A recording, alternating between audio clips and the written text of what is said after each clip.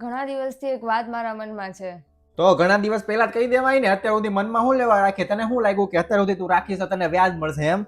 એટલા જ માટે હું તમને કઈ વાત નથી કરી. કોઈ દિવસ તમે મારી વાતને સિરિયસલી લેતા જ નથી. હા વાંધો નહીં, હાલ હવે અત્યારે કહી દે તું મને આ કેટલા દિવસથી મનમાં રાખી છે એ વાતને. હું એવું વિચારું છું કે આપણે કોઈક બીજા શહેરમાં શિફ્ટ થઈ જઈએ. પણ આ શહેરમાં વાંધો શું છે? આ શહેર તો આપણા ગામડેથી નજીક છે. અને જ્યારે આપણને મન થાય ત્યારે આપણે ગામડે જઈએ. ત્યાંથી જે આપણા બધા સગા સંબંધીઓ છે એને મન થાય ત્યારે અહીંયા આવે, આવતા જતા રહીએ, મળતા રહીએ ને.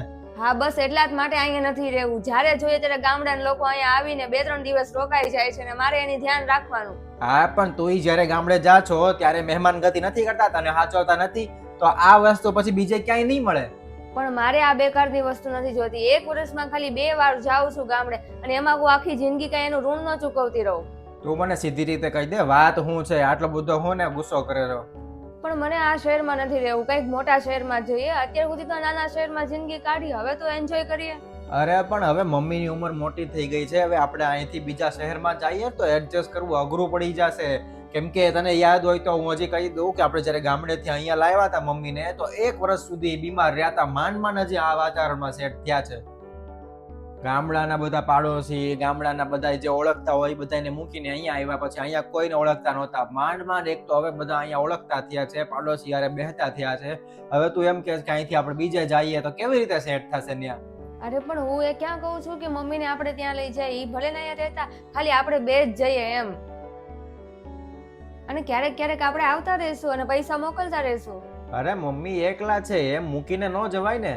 તમારે ન આવવું હોય ને તો કાંઈ નહીં, તમે અહીંયા રહ્યો. મને મોટી કંપનીમાંથી કોલ લેટર આવી ગયો છે, હું નોકરી જોઈન કરી લઈશ. તમે મને મળવા આવતા રહેજો. ઠીક. હા તે આટલું બધું કરી નાખ્યું છે ને, કાંઈ વાંધો નહીં. બીજું હું તે નક્કી કરી જ નાખ્યું છે તો હું ક્યાંક ત્યાં નોકરીમાં અપ્લાય કરી દઉં, હોયા જઈએ. બીજું હું. Thank you. મમ્મી હવે નીકળીએ હો. હા હાચવીને જાજો અને બેય ધ્યાન રાખજો.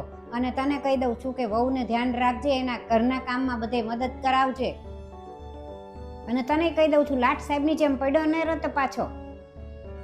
અને હવે જલ્દીથી મને દાદી બનાવી દો, પછી મારો કાંઈ ભરોસો નહીં.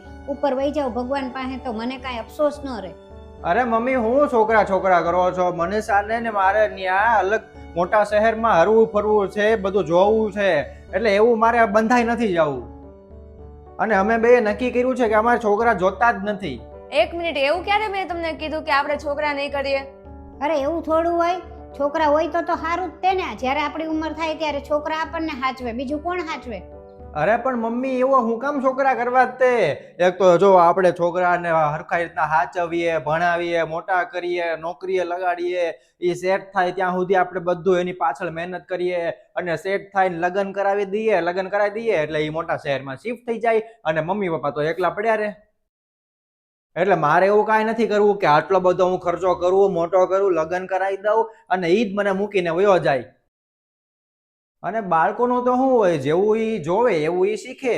એટલે અત્યારે જેવું અમે કરીએ છીએ એવું જ ઈ કરશે. એટલે મારે એવું કાંઈ કરવું જ નથી.